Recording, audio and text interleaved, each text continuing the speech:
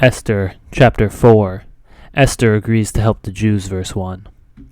When Mordecai learned all that had been done, Mordecai tore his clothes and put on sackcloth and ashes, and went out into the midst of the city, and he cried out with a loud and bitter cry.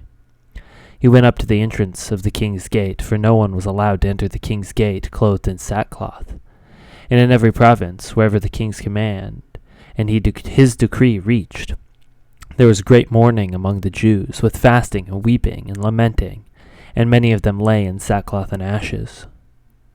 When Esther's young woman and her eunuchs came to her, the queen was deeply distressed. She sent garments to clothe Mordecai so that he might take off his sackcloth, but he would not accept them.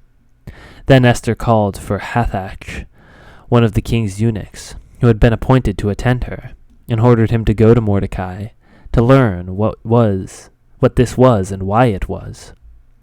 Hathach went out to Mordecai in the open square of the city in front of the king's gate, and Mordecai told him all that had happened to him, and the exact sum of money that Haman had promised to pay the king's treasuries for the destruction of the Jews.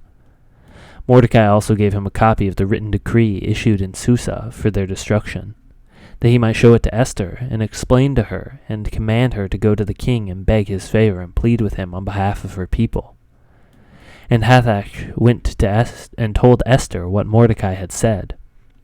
Then Esther spoke to Hathach and commanded him to go to Mordecai and say, "All the king's servants and the people of the king's provinces know that if any man or woman goes to the king inside the inner court without being called, there is but one law, to be put to death, except one to whom the king holds out the golden scepter, so that he may live.